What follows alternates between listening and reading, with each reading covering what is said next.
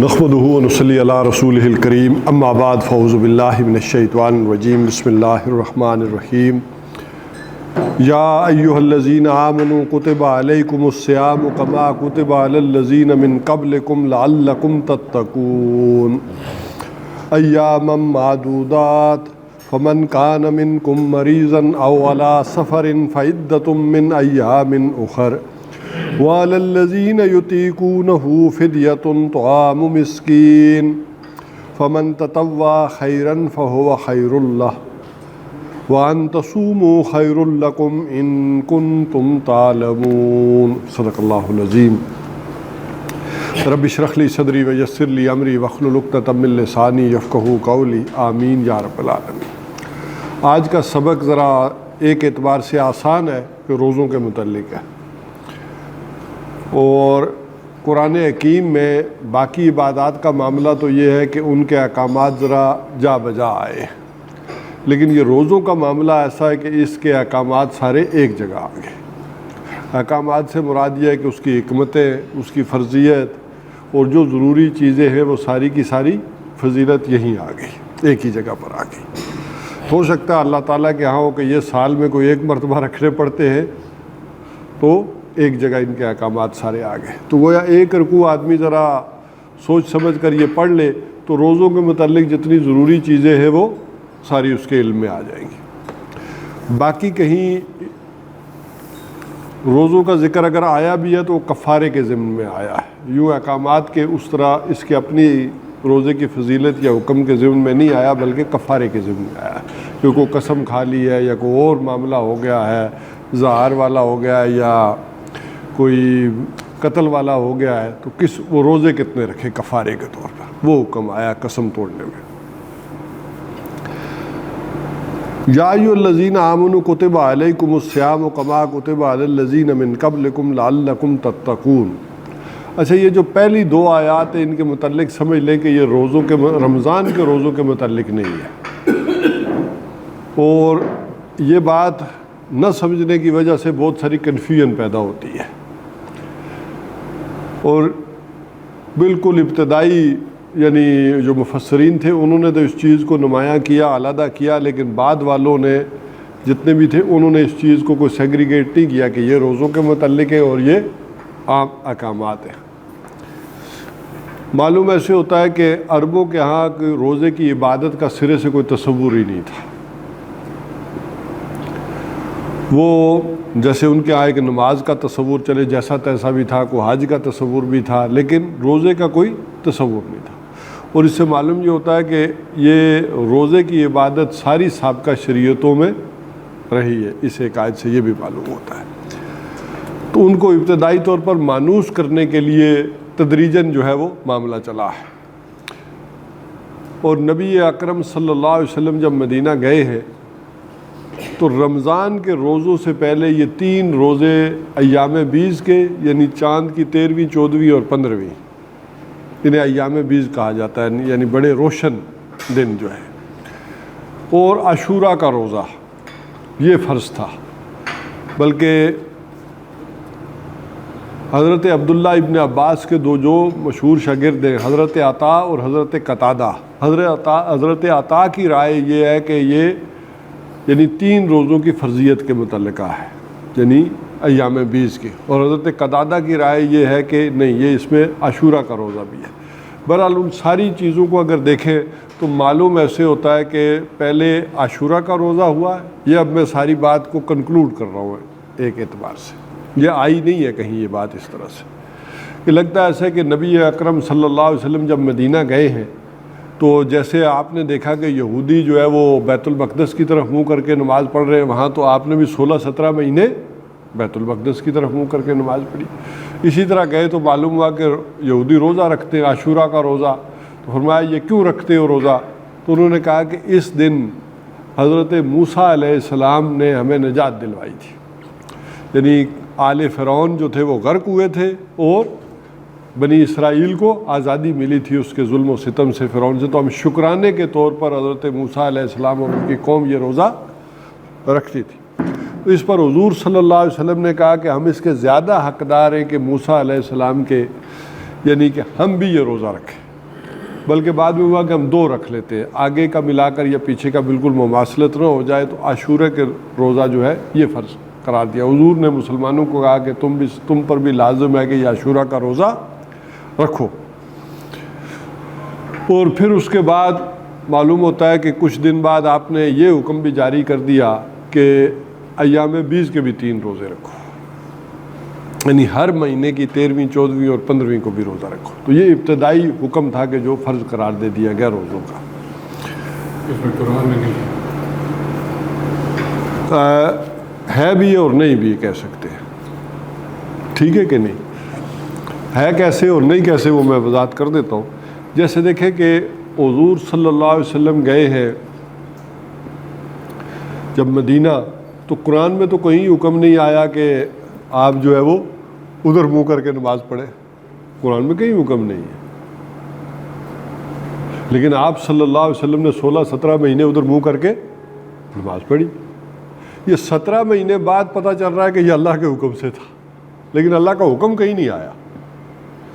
اب اس میں مختلف بات ہو سکتی ہے کہ یہ حضور صلی اللہ علیہ وسلم کا اجتہاد تھا جسے اللہ نے توثیق فرمایا کہ ٹھیک کیا ہے، یہ سمجھے میرا ہی حکم، یا یہ وہی خفی کے ذریعے حضور صلی اللہ علیہ وسلم کا حکم تھا۔ جیسے مکہ میں 13 برس آرڈر آف دی ڈے یہ تھا کہ اپنے ہاتھ بندھے رکھو، لیکن پورے مکہ کے قرآن میں کہیں یہ حکم نہیں ہے بندھے رکھو، آگے سے جوابی کارروائی نہیں کرنی۔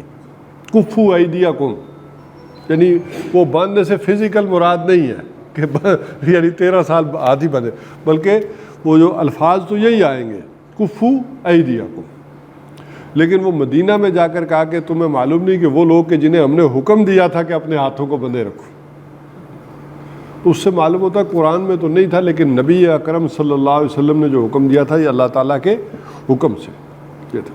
تو اسی طرح اگر ہم فرض کریں کہ ان آیات کو جن لوگوں نے رمضانی کے روزوں کی آیات قرار دے دیا تو ان کے نزدیک تو یہ قرآن میں حکم نہ ہوا، تو پھر ہم کہیں گے کہ یہ سنت میں حکم موجود ہے، حضور صلی اللہ علیہ وسلم کے حکم سے رکھے گئے۔ اور اگر ان آیات کو آپ لے لیتے تو پھر قرآن میں بھی حکم موجود ہے، لیکن اس کی ڈیٹیل نہیں ہے کہ یہ کون سے روزوں کی بات ہے، لیکن ان آیات کے اندر یہ بات موجود ہے کہ یہ کون سے ہو جائیں گے۔ تو بہرحال یا ایھا الذین آمنوا کتب علیکم الصیام، اے وہ لوگوں جو ایمان لائے ہو تم پر روزہ رکھنا لکھ دیا گیا ہے۔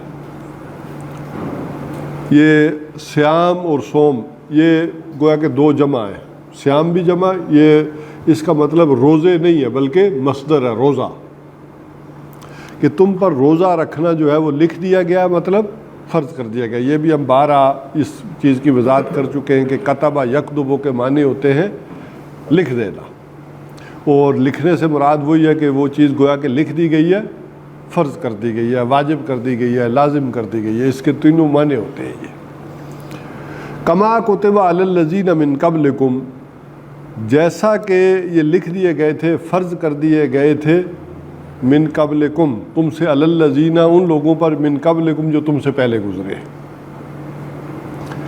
اب یہاں سے یہ بات آ گئی کہ اس کا مطلب یہ ہے کہ سابقہ شریعتوں کے اندر روزے فرض تھے، اس سے یہ بات تھی لعلکم تتقون، تاکہ تمہارے اندر تقوی پیدا ہو جائے۔ اب اس حوالے سے سمجھ لیں کہ عربوں کے ہاں کیا معاملہ تھا۔ عرب کے ہاں چونکہ روزے کی عبادت کا کوئی تصور نہیں تھا، لیکن روزے کا لفظ مستعمل تھا، اور وہ کس لیے تھا کہ عربوں کا اکثر جو پیشہ تھا قتل و غارت گری، ڈاکہ زنی، قبائل کے اوپر ایک دوسرے کے حملے، برسوں کی لڑائیاں، اور اس کے لیے انہیں چاہیے تھا کہ گھوڑا کے تیز رفتاری سے جائیں اور سحری کے وقت وہ حملہ کریں قبیلے کے اوپر اور بدلہ لیں یا لوٹ مار کریں، جو بھی کریں واپس آ جائیں جلدی سے۔ لیکن گھوڑا جو ہے وہ عرب کی فضا سے، ماحول سے موافقت نہیں رکھتا۔ عرب کی فضا سے، اس کے ماحول سے موافقت رکھنے والا جانور ہے اونٹ۔ ظاہر ہے وہ پانی کے اعتبار سے، پیاس اسے پانی نہ بھی ملے تو کوئی مسئلہ نہیں، کتنا لمبا عرصہ وہ سفر کر سکتا ہے۔ اسی طرح کو کھانے پینے کو نہ بھی ملے تو وہ کانٹے دار جھاڑیاں بھی کھا کر گزارا کر لیتا ہے۔ تو اونٹ، اور اسی طرح اس کے جو پاؤں کی بناوٹ اللہ تعالیٰ نے بنائی ہے وہ بھی ایسی ہے کہ ریت میں نہیں دھستے پاؤں، تو آسان ہے. لیکن اونٹ ہے سست رفتار جانور، آرام سے چلتا ہے، جبکہ گھوڑا تیز رفتار ہے لیکن وہ اس ماحول کے ساتھ مناسبت نہیں رکھتا، نازک مزاج ہے. تو یہ سخت گرمی میں گھوڑے کو جو ہے وہ بھوکا پیاسا رکھ کر جدھر سے گرم ہوا آ رہی ہوتی تھی، لو چل رہی ہوتی تھی، اس سمت میں دوڑاتے تھے کہ وہ لو آ کر اس کے منہ سے ٹکرائے ڈتھروں سے گرم ہوا. اور اپنے اوپر وہ ڈاٹھے باندھ لیتے تھے، سفید کپڑا باندھ لیتے تھے سر پر چہرے پر ڈھانپ کر، تو گھوڑے کو فل سپیڈ سے دوڑاتے تھے تاکہ گھوڑا عادی ہو جائے اس ماحول کا. چونکہ انہیں تیز رفتاری چاہیے تھی، کوئکلی جانا اور کوئکلی لوٹ مار کر کے یا قتل و غارت کر کے واپس آنا. تو اب اگر وہ اونٹ پر واپس آئیں گے تو پیچھے تو قبیلہ پہنچ آئے گا، پھر ان کی خیر نہیں ہے. تو گھوڑے پر تاکہ وہ تیزی سے واپس آ جائے. تو اس حوالے سے گھوڑے کو یہ روزہ رکھواتے تھے. اچھا، اس کا جو بنیادی مقصد بیان کیا گیا لعلکم تتقون، تاکہ تم بچ جاؤ. اب اس بچ جانے میں یا تقویٰ میں معنی کیا آئیں گے؟ کہ دیکھیے، ایک ہے کہ انسان کی جو ارجز ہے، خواہشات ہیں، اس کی کوئی ڈیمانڈ ہے، ضروریات ہیں اس حیوانی وجود کی. پیٹ ہے وہ کھانے کو مانگے گا، اسے اس سے غرض نہیں ہے یہ حلال ہے یا حرام ہے، کسی کا ہے یا اپنا ہے، وہ کہے گا میں بھوکا ہوں تو لا لو. اور اصل میں تقویٰ کیا ہے کہ اس کے اوپر وہ خودی جو ہے، ابھی میں صرف خودی کے الفاظ استعمال، خودی جو ہے وہ اسے روک کر رکھتی ہے، جسے کہنا چاہیے کہ سیلف ڈسپلن. وہ روک کر رکھتی ہے کہ نہیں یہ نہیں کھانا، یہ کھانا ہے، یہ تمہارا نہیں ہے. نفس کے تقاضے اندھے بہرے ہیں، انہیں اس سے کوئی غرض نہیں ہے کہ کیا صحیح ہے کیا غلط ہے. وہ کہتے ہیں یہ تقاضے پورے ہونے چاہیے. اسی کو فرائڈ نے کہا ہے نا کہ انسان کوئی کام نہیں کر سکتا. انسان کے اندر جب کوئی ارج پیدا ہوتی ہے تو اس کے نتیجے میں ایک ٹینشن پیدا ہوتی ہے، اور ٹینشن ریلیز ہونا چاہتی ہے. وہ چاہے بھوک کی ٹینشن ہی کیوں نہ ہو. اب لگی ہوئی آپ کو بھوک تو ٹینشن تو ہو گئی نا. اب جب تک وہ کھانا نہیں کھائیں گے ٹینشن ریلیز نہیں ہوگی. تو ٹینشن ریلیز ہونا چاہتی ہے، تو ٹینشن ریلیز ہوگی تو آپ کوئی کام کر سکیں گے. تو اب خود ہی جو ہے وہ اس کو پکڑتی ہے کہ نہیں تم بھوکے رہ لو لیکن کھاؤ گے نہیں. اچھا، یہ مصیبت بکری کو نہیں ہے، کوئی گھوڑے کو نہیں ہے، کسی جنگلی جانور کو نہیں ہے کہ یہاں سے گھاس کھاؤں، یہ میری ہے یا نہیں ہے، یہ اس کا کھیت ہے، یہ میرا کھیت ہے، وہ جہاں سے آیا بھوک لگے گی تو کھائے گا. تو ایک یہ ہے کہ تاکہ تم بچ جاؤ، خود ہی جو ہے وہ تمہاری مضبوط ہو اور تم بچ جاؤ غلط کام کرنے سے، غلط چیزیں کرنے سے. اور اگر دنیا میں اگر بچ جاؤ گے غلط کام کرنے سے تو آخرت میں اس کے عذاب سے بچ جاؤ گے. اب یہ دو باتیں جڑ گئی. اب اسی میں تیسری چیز ایک اور بھی جوڑ لیں، بلکہ وہ آگے آ جائے گی. ایک یہ ہے کہ تقویٰ کے نتیجے میں اگر تمہاری یہ خودی مضبوط ہوگی تو اس کے نتیجے میں تم پری کوالیفیکیشن جسے کہتے ہیں نا، وہ پری کوالیفائڈ کر جاؤ گے قرآن سے ہدایت لینے کے ذمہ. اس کی ذرا میں بعد میں وضاحت کروں گا. ایام معدودات، یہ گنتی کے چند دن ہیں. اب جیسے بات یہ آ گئی، دیکھیں ایام معدودات، یہ گنتی کے چند دن ہے، تو اس سے مراد اب مہینہ تو چند دن نہیں ہوتے، بلکہ آپ کو یاد ہوگا کہ ابھی ہم نے پتہ نہیں پڑھنا ہے یا پڑھا ہے، میرا خیال ہے کہ حج کے احکامات میں، بلکہ آگے آئے گی میرا خیال ہے بات، کہ منا کے ذکر میں، حج کے ذکر میں آیا کہ فمن تعجل فی یومین، کہ منا میں 3 دن کا قیام ہوتا ہے، قربانی کے بعد جاتے ہیں آپ دوبارہ قیام کرتے ہیں منا میں. تو کسی نے جلدی بھی کی تو 2 دن بھی رکا رہا تو کوئی مسئلہ نہیں. ومن تاخر فلا اثم علیہ، کوئی اگر 1 دن بڑھ بھی گیا تو کوئی مسئلہ نہیں ہے. 3 دن بھی رک گیا، 2 دن جلدی کر کے آ گیا تب بھی ٹھیک ہے، 3 دن بھی رکا گیا تو کوئی مسئلہ نہیں. اصل بات تو یہ ہے کہ تقویٰ پیدا ہو گیا. پورا سال وہی لیٹا رہا، تقویٰ نہیں پیدا ہوا تو کوئی نہیں. اور 2 دن میں ہی تقویٰ پیدا ہو گیا تو یہ بہت ہے. وہاں آگے کہا گیا ایام معدودات، ان 3 دنوں کو بھی کیا کہا گیا؟ یہ گنتی کے چند دن ہیں. تو وہاں 3 دنوں کو کہا گیا. فمن کان منکم مریضا او علی سفر، اور جو کوئی پھر تم میں سے مریض ہو او علی سفر یا سفر میں ہو، یعنی کوئی مریض آدمی ہے تو یہ کوئی آپ کہہ لیں کہ ضروری نہیں ہے کہ روزہ رکھے، مریض کے لیے گنجائش ہے کہ وہ روزہ نہ رکھے۔ اس میں بعض اوقات ہمارے جو بڑے بوڑھے ہوتے ہیں وہ ذرا ایک شدت پسندی والا رویہ اختیار کر لیتے ہیں کہ نہیں میں نے روزہ نہیں توڑنا، حالانکہ نقصان ہو رہا ہوتا ہے، صحت جو ہے وہ برباد ہو رہی ہوتی ہے، اور وہ کہتے ہیں چاہے جو مرضی ہو جائے میں مر جاؤں گی لیکن روزہ نہیں توڑوں گی۔ تو یہ کوئی تقوی والی بات نہیں ہے، یہ حضور صلی اللہ علیہ وسلم نے فرمایا کہ یہ کوئی اس طرح کا تقوی نہیں ہے کہ آپ کو 105 کا بخار بھی چڑھا ہوا ہے اور آپ یہ ضد کر رہے ہوں کہ میں، اللہ نے رعایت دی ہے۔ اسی طرح سفر کے اندر بھی انسان کو ایک مشکلات پیش آتی ہیں، اور اصلاً تو وہ مشکلات اس پیدل سفر کے اندر تھی، لیکن سفر کو جو ہے وہ لایا گیا ہے۔ اس میں بہت سارے مکاتب فکر ہیں کہ سفر کتنا ہو، کس طرح سے ہو، کوئی سفر شروع ہوا ہے تو بس نکلے ہی ہیں تو وہ بھی ہے، لیکن احناف کے ہاں جو مقدار ہے کہ ایک دن میں جو آدمی سفر کر سکتا ہے وہ 3 دن کی مسافت جو ہے اس کے مطابق وہ سفر شمار ہوگا۔ تو اندازہ لگایا گیا اس وقت کہ ایک آدمی ایک دن میں 16 میل چل سکتا ہے۔ اب آپ سے تو نہیں چلا جائے گا، لیکن ایک تندرست آدمی 16 میل چل سکتا ہے، تو 3 دن میں کتنا ہو گیا؟ 48۔ تو پھر 48 میل کی لمٹ اس سے نکالی گئی کہ 48 میل جو ہے اتنی مسافت اگر انسان نے کرنی ہو تو پھر وہ کیا کر سکتا ہے؟ روزہ چھوڑ سکتا۔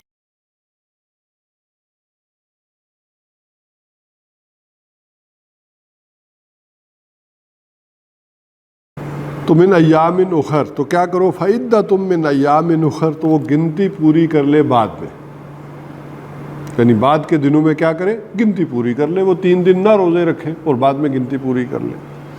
وَعَلَى الَّذِينَ يُطِيقُونَهُ فِدْيَةٌ، اور وہ لوگ جو یہ طاقت رکھتے ہیں فدیہ دینے کی، بدلہ دینے کی، وہ بھی نہ رکھیں۔ اب یہ دیکھیں، یہ رعایت اب اس وقت نہیں ہے رمضان میں کہ جو آدمی فدیہ دے سکتا ہے، اس کی طاقت رکھتا ہے، پیسے دے سکتا ہے روزے کے، اور فدیہ بھی احناف کے مطابق کیا ہے؟ وہ 2 سیر، وہ 2.25 سیر گندم، 2 سائے جسے وہ کہتے ہیں نا گندم، وہ 2.25 سیر گندم، یہ فدیہ ہے، وہی جو فطرانے والا۔ تو جو اس کی طاقت رکھتے ہیں فدیۃ طعام مسکین، کہ وہ مسکین کو کھانا کھلا دے، بھیج دے یا کھلا دے یا جیسے بھی ہے وہ کر دے۔ فمن تطوع خیرا فهو خیر اللہ، اور جو کوئی اپنی مرضی سے، آزاد مرضی سے نیکی اور بھلائی کا کام کرے تو وہ اس کے لیے بہتر ہے، یعنی روزہ بھی رکھ لیا اور فدیہ بھی دے لیا، تو یہ بہت اچھی بات ہے۔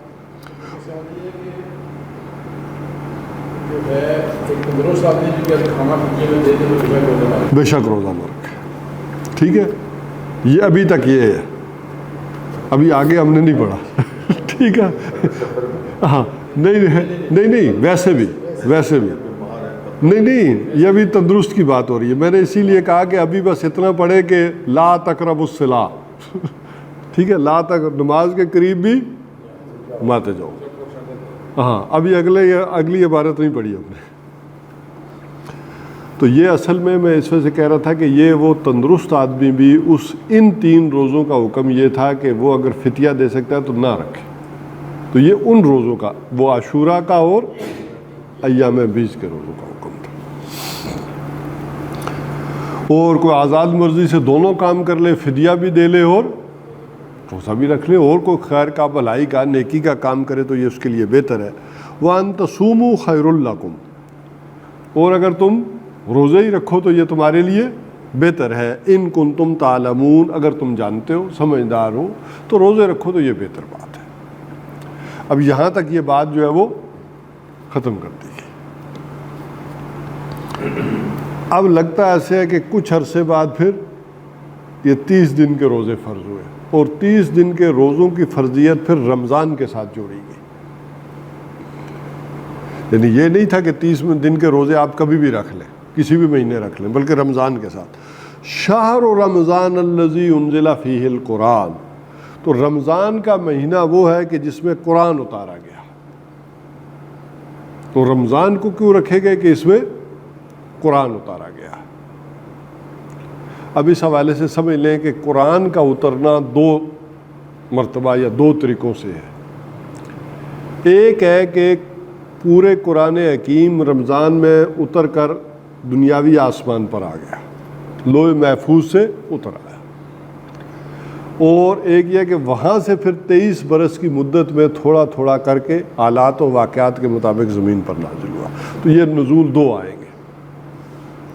یہ سورہ دخان میں, اسی طرح سورہ قدر کے اندر یہ جب آتا ہے نا, انا انزلناہ فی لیلۃ القدر, ہم نے اس کو نازل کیا ہے لیلۃ القدر میں, ایک رات میں نازل کر دیا. تو اب یہ کون سا نزول ہو جائے گا؟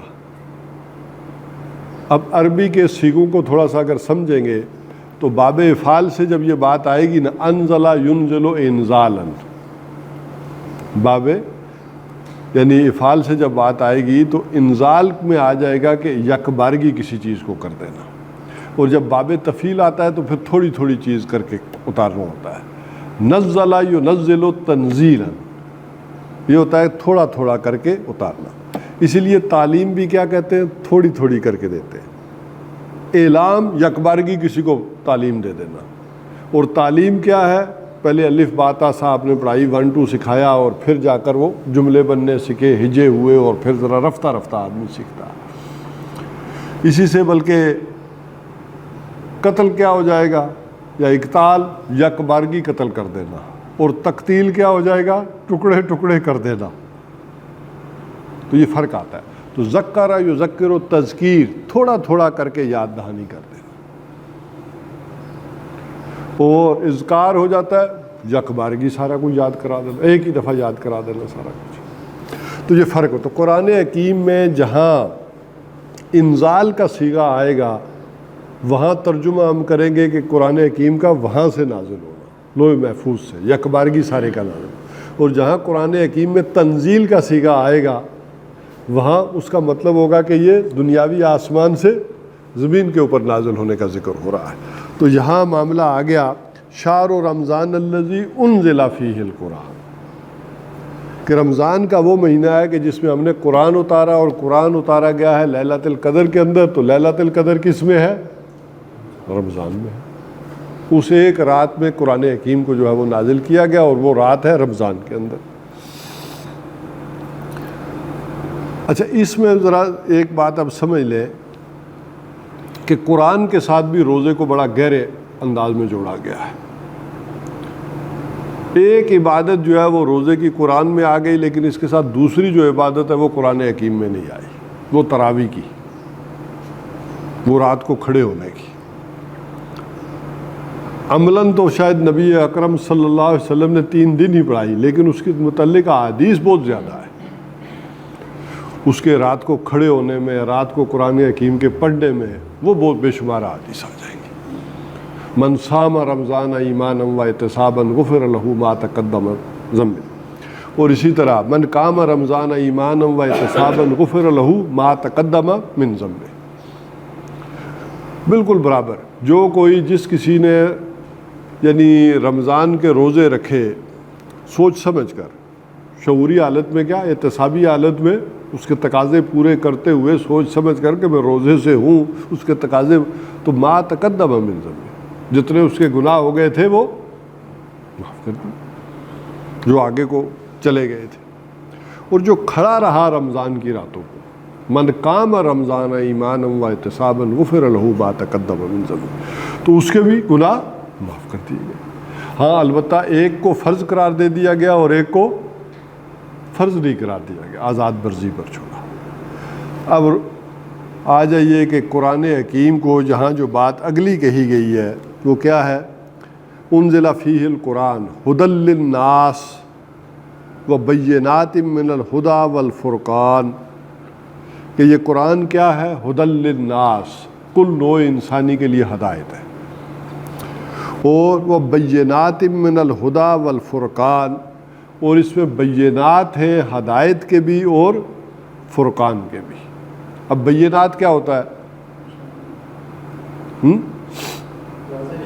ہاں، بین اس شے کو کہتے ہیں کہ جس کو ثابت کرنے کے لیے کسی دلیل کی ضرورت نہ ہو، کہ فلاں چیز اتنی واضح ہے، اتنی روشن ہے کہ اس کے لیے کسی دلیل کی ضرورت نہیں۔ مثلا سورج نکل آیا صبح کو، تو آپ کہتے ہیں سورج نکل آیا، آسمان پر آ گیا ہے، تو اب کوئی آدمی کہ ثابت کرو نا کہ سورج نکل آیا، مجھے ذرا ثابت کرو۔ تو اب اس کے ثابت کرنے کی کوئی ضرورت نہیں ہے، سورج کا از خود نکلنا ہی اس کے اپنے وجود کے اوپر دلیل ہے اور ثابت شدہ ہے۔ تو اس کے لیے ثابت نہیں کیا جائے گا کہ آپ کہیں مجھ سے کہ نہیں ذرا دلائل سے ثابت کرو کہ سورج نکل آیا۔ تو بین وہ شے ہوتی ہے کہ جس کے لیے کسی دلیل کی ضرورت نہیں ہوتی۔ تو بینات من الہدی، یعنی ہدایت کے لیے اس کے اندر روشن دلیلیں ہیں جنہیں کسی دلیل کی ضرورت نہیں ہے۔ قرآن حکیم میں اتنے واضح انداز میں ہدایت کی بات آ گئی ہے۔ والفرقان، اور فرق کرنے والی چیزیں، حق اور باطل کے درمیان فرق کرنے والی چیزیں بھی اتنی واضح ہیں۔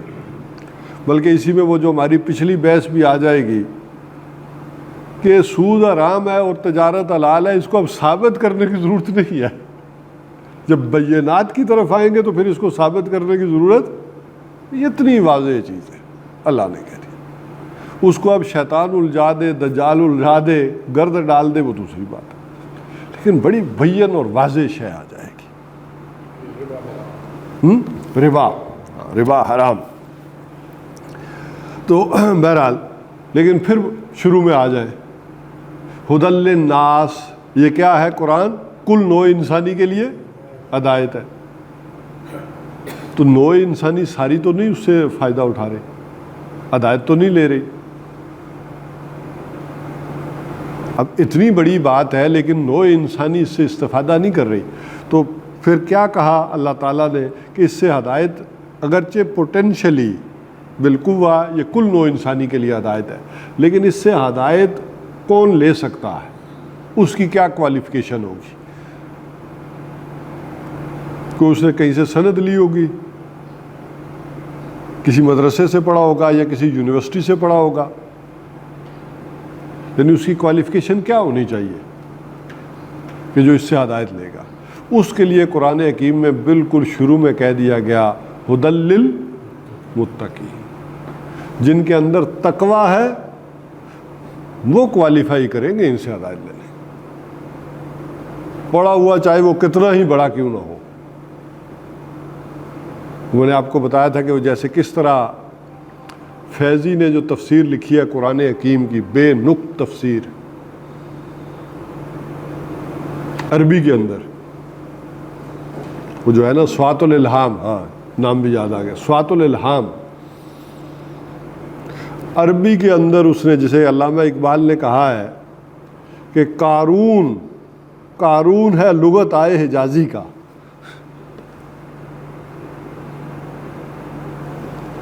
لیکن ہدایت والا معاملہ کیا کیا اس نے؟ قرآن کی تفسیر لکھ رہا ہے لیکن ہدایت والا معاملہ کیا کہ اس نے کہا کہ یہ ساری ہدایت کیا تھی؟ 1000 سال کے لیے تھی، 1000 سال بعد اب یہ ہدایت نامہ ختم ہو گیا، حضور صلی اللہ علیہ وسلم کا دور ختم ہو گیا، فیضی۔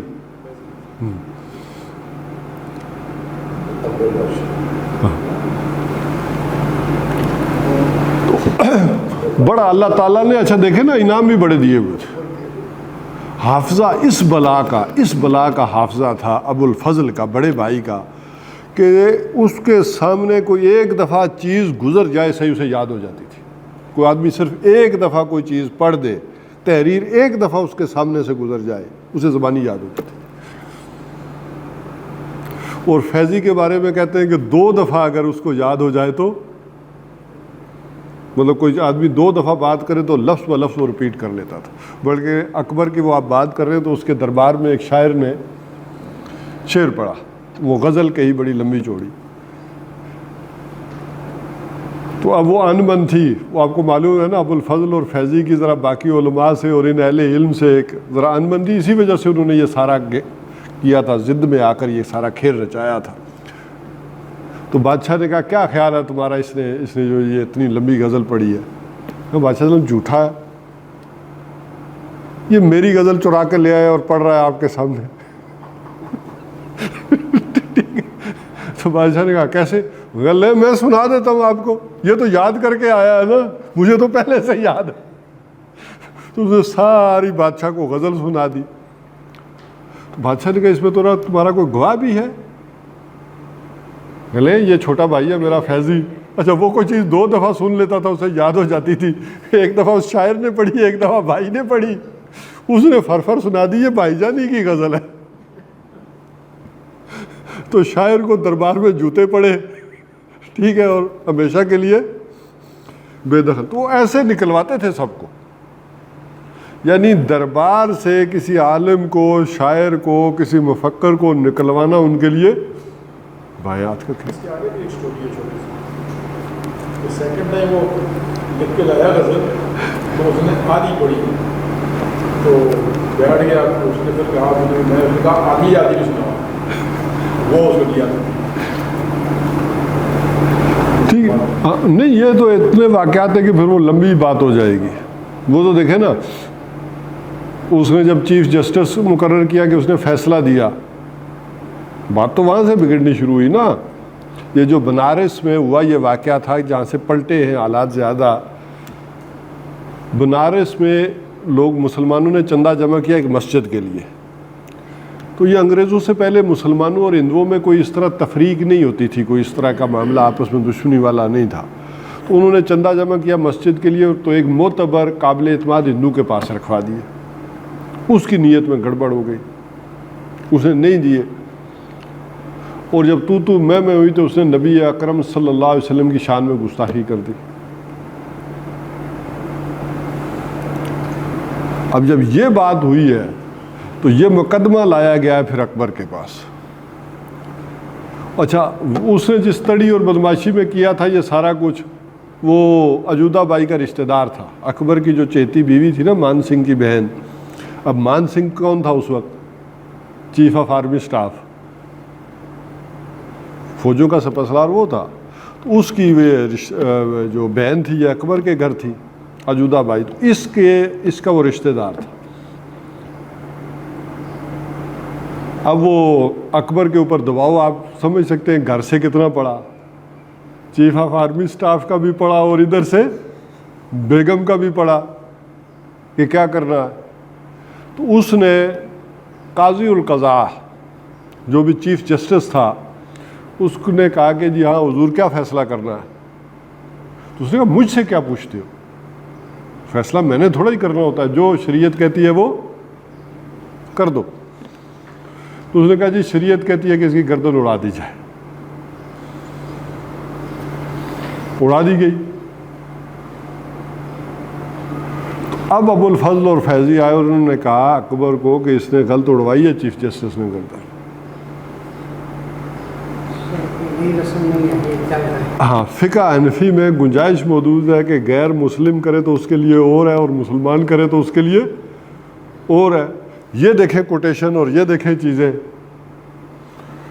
اب وہ اکبر کا آپ سمجھ سکتے ہیں کہ کس قدر دماغ گھما ہوگا کہ ادھر میرے اوپر کتنا دباؤ تھا، میں نے بیوی کے دباؤ کو بھی نہیں دیکھا، میں نے اپنے سپہ سالار کے دباؤ کو بھی نہیں دیکھا، اور یہ فیصلہ اس سے کروایا، اور اگر گنجائش نکلتی تھی تو اس نے کیوں نہیں دی۔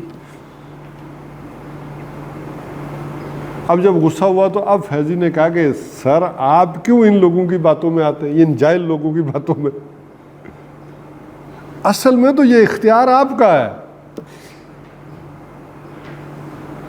اس کا اچھا میرا اختیار ہے، کیا کہتے ہو؟ اس نے کہا آپ بلائیں سارے علماء کو، میں ثابت کروں گا کہ یہ آپ کا اختیار ہے۔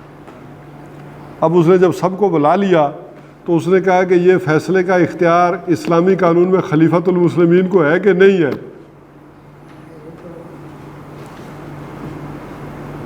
سب سے بڑا فیصلہ کرنے والا کون ہے؟ سب نے کہا جی خلیفۃ المسلمین کا ہے۔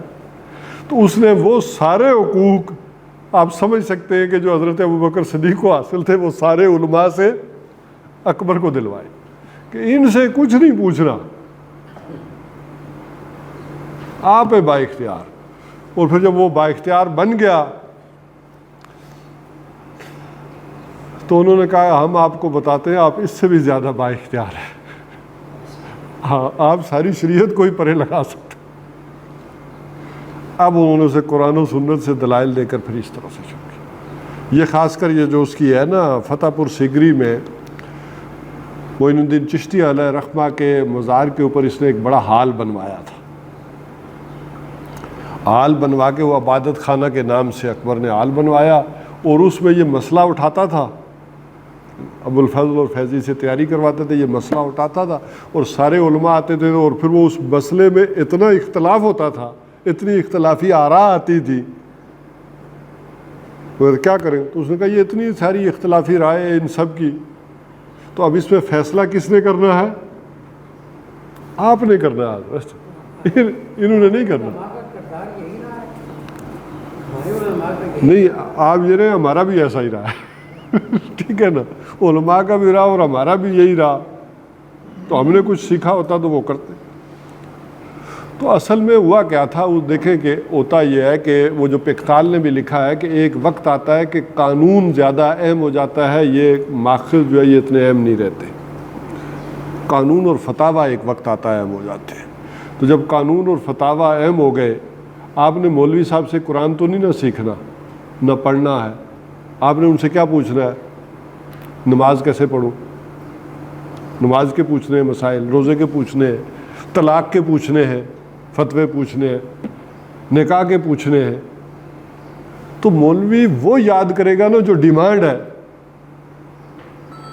ڈیمانڈ اگر یہ ہو کہ قرآن پڑھنا ہے، ہم نے پڑھانا ہے، آپ جا کے پوچھے بھائی ہم بھی سارے بیٹھیں گے آپ نے ذرا پڑھانا ہے، تو وہ وہی تیاری کرے گا نا۔ اسے پتا تھا کہ میں نے نماز کے متعلق اگر سارے فتوے یاد کر لیے، روزے کے متعلق، نکاح طلاق کے متعلق، تو میرا کام پکا، اور معاشرے کی ڈیمانڈ ہی نہیں ہے۔ یہی وجہ ہے کہ پادری فاؤنڈر جب آیا ہے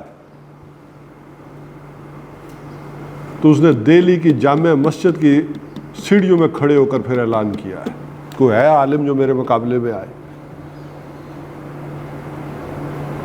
اور مغلیہ دربار میں اس نے کہا کہ دیکھیں اکبر صاحب، یہ ہے حضرت عیسیٰ علیہ السلام کے متعلق باتیں، اور یہ قرآن حکیم میں لکھا ہوا ہے، ان مولویوں کے کتاب میں لکھا ہوا ہے جو ان کے پاس اللہ کی کتاب ہے، ہمارے رسول کے بارے میں غلط انٹرپریٹیشن کر رہا تھا آیات پڑھ پڑھ کر۔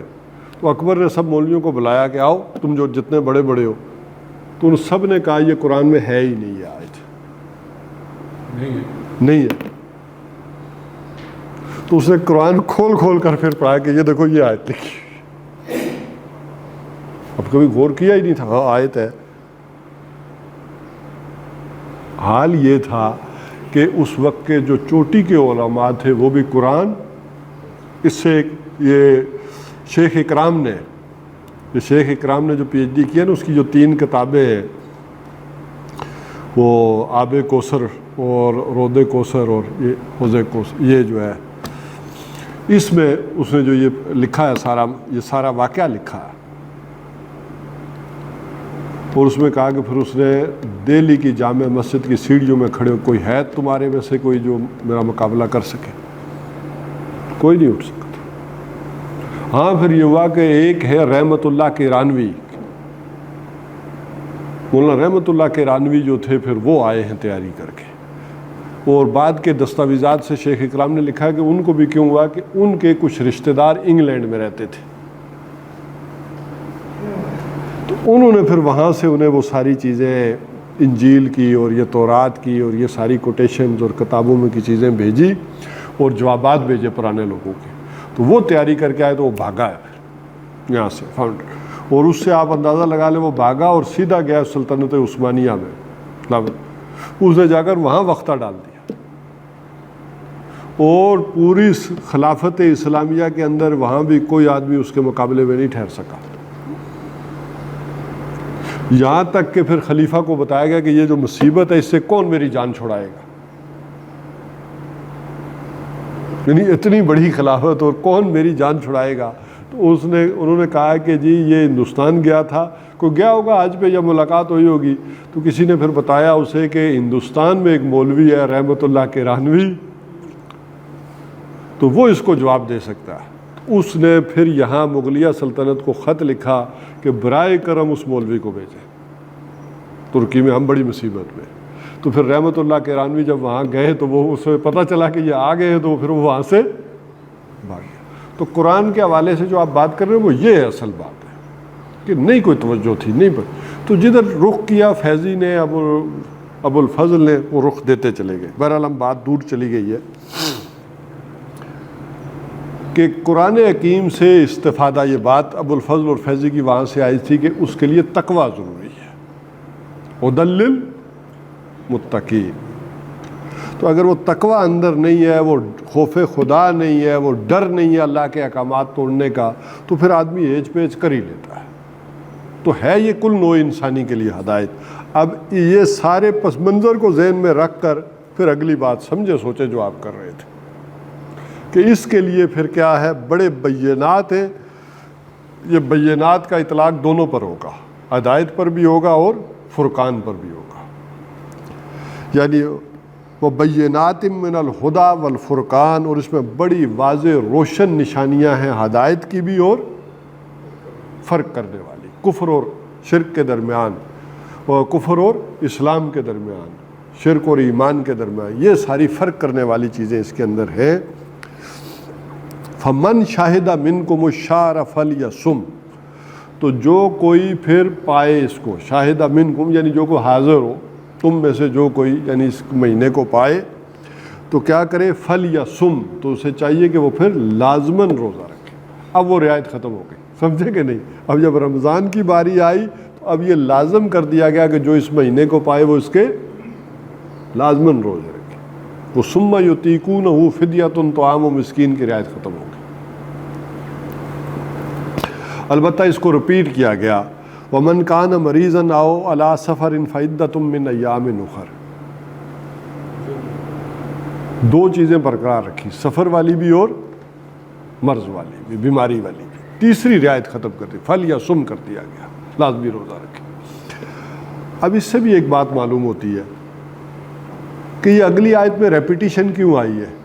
اس کا مطلب پچھلی بات کچھ اور تھی اور یہ بات ہو رہا ہے، ورنہ ریپیٹیشن کی کوئی ضرورت نہیں تھی، یہ بات پہلے آ گئی تھی۔ بین ہی رمضان کے روزوں کے ساتھ پھر جب شہر رمضان الذی آیا تو یہ ویسا ہی آیا۔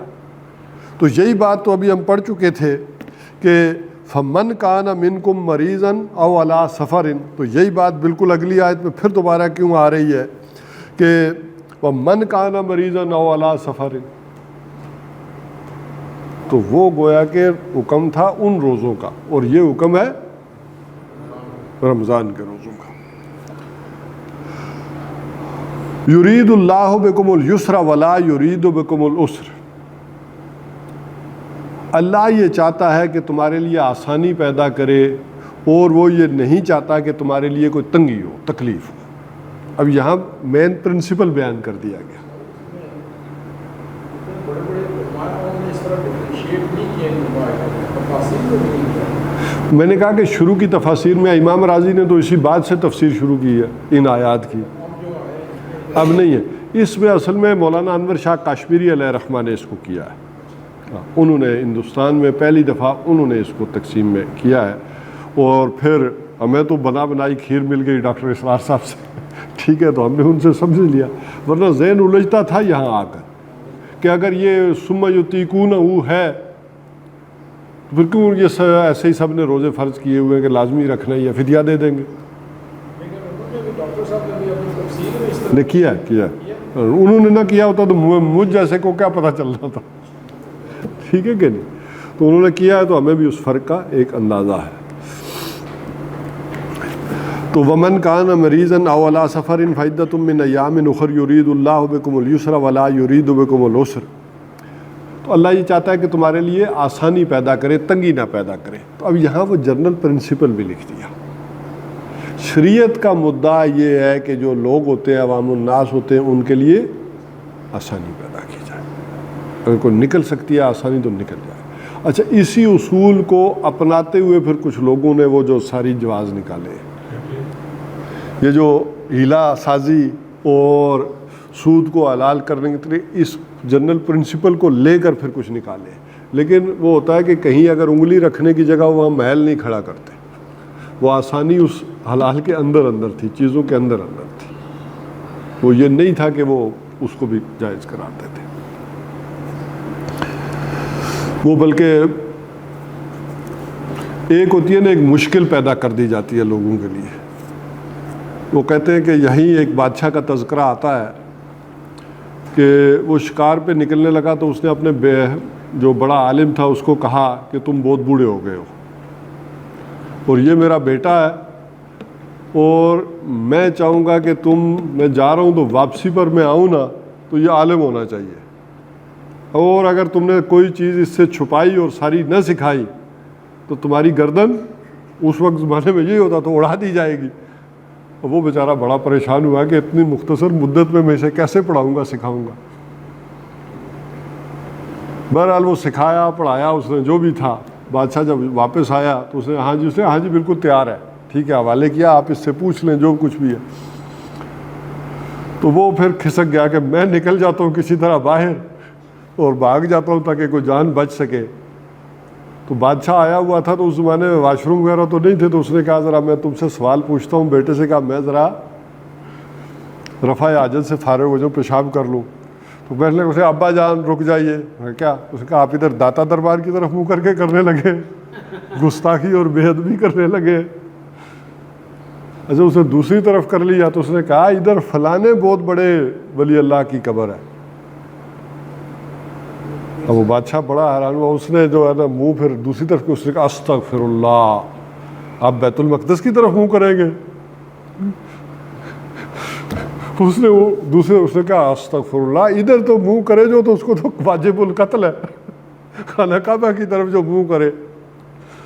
اب چار بادشاہ کیا کرتا, ادھر سے وہ پیشاب کا زور, اس نے وہ شلوار وغیرہ پاجامہ دوبارہ درست کیا, باندھا, اور اس نے کہا مولوی کو ذرا پتہ کرو کدھر. ٹھیک ہے, وہ اس نے گھوڑا دوڑایا اور چل پڑی فوج میں. تو آگے دیکھا تو مولوی صاحب پیشاب کر رہے تھے. بادشاہ نے دیکھا تو وہ تو خانہ کعبہ کی طرف منہ کیا ہوا تھا انہوں نے. تو اب وہ بادشاہ نے کہا کہ مولوی صاحب استغفر اللہ, آپ جو ہے وہ بچے کو کیا سکھایا اور خود آپ خانہ کعبہ کی طرف کر رہے ہیں. تو انہوں نے کہا نہیں, میں نے جو پیشاب والی جگہ کا منہ زمین کی طرف کیا ہوا. ٹھیک ہے نا, تو وہ نہ میں نے مشرق اور مغرب کی طرف نہیں کیا ہوا, نیچے کیا ہوا ہے. تو یہ پھر آسانیاں اس درجے میں پھر جو ہے وہ چل پڑتی ہیں.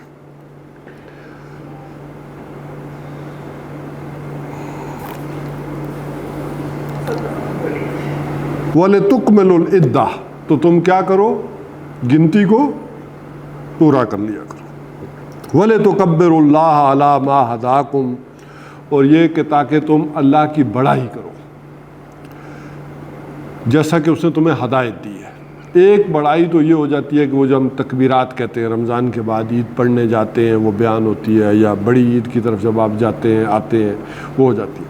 اور ایک یہاں بڑائی عملاً وہ ہو جائے گی کہ اس رکوع کے بعد اللہ تعالیٰ کا معاملہ قتال فی سبیل اللہ کا آ جائے گا. وَقَاتِلُوهُمْ حَتَّى لَا تَكُونَ فِتْنَةٌ وَيَكُونَ الدِّينُ كُلُّهُ لِلَّهِ. اس کے بعد وہ آ جائے گا کہ یہ تیاری تمہاری جو اب ہو رہی تھی نا, تم گھوڑے کو تیار کر رہے تھے جنگ کے لیے, تو اب تمہیں بھی یہ تیاری کرنی پڑے گی اللہ کی بڑائی کے لیے. اب گھوڑا ہی جنگ نہیں کرے گا بلکہ تمہیں بھی یہ کرنی پڑے گی اس کی بڑائی کی خاطر. وَلَعَلَّكُمْ تَشْكُرُونَ, اور تاکہ تم میں شکر پیدا ہو. اس کا ایک مقصد یہ بیان کر دیا گیا. اب رمضان کے روزے اور قرآن اب اس کے ساتھ جب جڑ گیا ہے تو اس سے ایک ہو گیا کہ تمہارے اندر شکر پیدا ہو جائے. اب شکر کیسے پیدا ہو اس کو سمجھ لیں جلدی سے کہ ایک احساس ہے کہ جو انسان کے اندر پیدا ہو جائے. شکر ایک جذبہ ہے.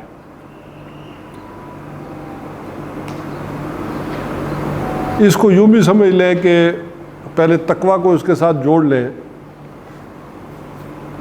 گاڑی ہے, اس کے اندر پوٹینشل ہے کہیں جانے کا, لیکن پیٹرول نہ ہو تو گاڑی چلانے کے لیے پیٹرول تو چاہیے نا. تو آپ کو اس شریعت کے راستے پر چلنے کے لیے تقویٰ کا پیٹرول چاہیے. یہ تقوی کا پیٹرول اندر نہیں ہوگا تو یہ گاڑی آگے نہیں چلے گی۔ اب دوسری چیز ہے کہ شکر بھی انسان کے اندر ایک جذبہ ہے جو اللہ تعالیٰ نے انسان کے اندر ڈال دیا جذبہ، اس شکر کے جذبے کے اوپر بھی پردے پڑ جاتے ہیں، آپ کے حسد کے، بغض کے، کینہ کے، تکبر کے، یہ پردے پڑ جاتے ہیں۔ اور قرآن کیا ہے؟ شفاء لما فی الصدور، قرآن آپ کے سینوں کے اندر یہ جو چیزیں ہیں نا یہ صاف کرتا ہے تاکہ وہ پردے صاف ہوں، ہٹیں اور وہ جذبہ تازہ ہو، اور شکر کا احساس آپ کے اندر پیدا ہو کہ اللہ تعالیٰ نے آپ کے اوپر کون کون سی نعمتیں کی ہیں۔ صرف اس کی آنکھوں کی نعمتوں کو دیکھیں گے تو آپ اس کا شکر نہیں کر سکتے، ایک ایک چیز اللہ نے بتائی۔ تو کسی نعمت کا، امام راغب اصفہانی کہتے ہیں کسی نعمت کا دل میں احساس ہو جانا یہ شکر کا پہلا درجہ ہے، اسے کہتے ہیں یہ شکر بالقلب، اور اس احساس کو زبان پر لے آنا یہ کیا ہے؟ شکر باللسان، اور پھر اس کے مطابق عمل کرنا یہ ہے شکر بالجوارح، یہ عملی شکر ہوگا۔ اس کو سمجھ سکتے ہیں آپ کہ کسی نے آپ کے ساتھ بھلائی کی تو آپ کو احساس ہی نہیں ہے تو وہ کیا ہوگا؟ تو وہ کسی نے بھلائی کی ہے، نیکی کی ہے، تو سب سے پہلے یہ ہے کہ آپ دل میں محسوس کرتے ہیں کہ اس نے میرے ساتھ نیکی کی ہے، بھلائی کی، پھر منہ سے اس کا شکریہ ادا کرتے ہیں، اس کی تعریف کرتے ہیں۔ حضور نے فرمایا جو تمہارے ساتھ بھلائی کرے اس کا اچھائی سے ذکر دوسروں سے بھی کیا کرو، یہ اس کا بدلہ ہے۔ اور کبھی زندگی میں آپ کو موقع ملے اس کی خدمت کا، اس کے احسان کا، تو ایک سلیم الفطرت آدمی کیا کرتا ہے؟ اس احسان کا بدلہ اتارنے کی کوشش کرتا ہے۔ اب اگر تمہارے اندر یہ جذبہ پیدا ہو گیا ہے اس شکر کا کہ کتنی بڑی نعمت ہے جو اللہ تعالیٰ نے تمہیں قرآن کی دی ہے اور تمہارے اندر روح رکھی ہے، اور رمضان کا اور یہ رات کو قرآن کا یہ پروگرام ہوتا ہے کہ روح جاگ جائے، روح کی غذا یہ قرآن ہے، اور جسم کی غذا کو سارا دن ذرا کمزور کرو اور رات کو روح کو غذا کھلاؤ، اور اس میں آزاد رکھا، جو اپنی روح کو زندہ کرنا چاہتا ہے، اس کو توانا کرنا چاہتا ہے، اس کی مرضی ہے، آزاد۔ کہ جسم الگ ہونا کیا چاہیے ویسے، یا ابھی اسی اصول کو ذرا اپلائی کریں۔ اللہ یہ چاہتا ہے تمہارے لیے آسانی ہو، مشکل نہ ہو، لیکن مشکل ہے کہ نہیں کہ دن سارا روزہ رکھو تو رات کو نماز بھی آدھی ہونی چاہیے تھی عشاء کی، اگر ہم اپنے پیمانوں سے سوچیں تو یہ مشکل اور آسانی والا فارمولہ بھی اسی سے لینا پڑے گا کہ مشکل کس میں ہے اور آسانی کس میں ہے، کیونکہ حضور نے فرمایا ایک وقت وہ آئے گا کہ تم برائی کو آسان سمجھو گے اور نیکی کو مشکل سمجھو گے۔ تو اس حوالے سے سمجھ لیں کہ دن بھر آپ کو اس نے جسم کو کمزور کیا، کھانے پینے سے روکے رکھا، اور اس کی گرفت ڈھیلی پڑی، اور آپ کی روح کے اوپر اس کا جو شکنجہ تھا جسم کا یہ کمزور پڑا، اور آپ نے اسے ذرا قرآن حکیم سنوایا ہے رات کو، تو روح کے اندر زندگی آئی۔ پانی کی قدر و قیمت اسے ہی حاصل ہو سکتی ہے کہ جو پیاس سے صحرا میں مر رہا ہو، تو وہ چاہے گا کہ ایک گھونٹ پانی کے عوض اپنی پوری بادشاہی بھیج دے۔ ایسا ہوا ہے تاریخ، ایک گھونٹ پانی کی خاطر ساری بھائی حکومت لے لو لیکن ایک گھونٹ پانی دے دو۔ دیکھیں احسن اور بہتر تو وہ ہے جیسے اللہ کے نبی نے فرمایا، جیسے کیا، ٹھیک ہے۔ اور اتنا ضروری تھا کہ حضور نے فرمایا کہ اگر میں آج چوتھے دن بھی نکل آتا تو یہ اتنی اہم شے ہے کہ اس ڈر سے کہ کہیں یہ فرض ہی نہ ہو جائے تم پر، یہ تراویح تم پر فرض ہی نہ ہو جائے۔ ذرا ان جملوں کو دیکھیں۔ تو اسی لیے حضرت عمر رضی اللہ تعالیٰ عنہ پر جو آبجیکشن کیا جاتا ہے کہ انہوں نے یہ جماعت شروع کرا دی، تو وہ سارے کہتے ہیں کہ چونکہ انہوں نے حضور صلی اللہ علیہ وسلم کی منشا کے مطابق یہ سارا کروایا، اور چونکہ اب ان کے طرف امکان کوئی نہیں تھا کہ یہ فرض ہو جائے گی، لیکن حضور اگر کرتے تو اس کا امکان تھا کہ یہ فرض ہو جاتی، تو حضرت عمر نے وہ چیز کروا دی، اب فرض ہونے کا امکان نہیں تھا، کیونکہ فرض ہو جاتی تو پھر گناہ بھی شامل ہو جاتا نا جو نہ کرتا۔ تو بہرحال اب اس سے کیا ہوگا کہ وہ روح ذرا تھوڑی سی ہوش میں آئے گی اور اصل کی تھی. اب جب وہ روح ہوش میں آئے گی، بلکہ آج اس کو یہی ختم کر دیتے ہیں. میرا ارادہ تھا کہ جلدی سے اس رکوع کو پورا کر لیں، لیکن ابھی آدھے سے زیادہ رکوع باقی ہے. آسان تو تھا لیکن اتنا لمبا ہو گیا. تو صدق اللہ العظیم. اس کو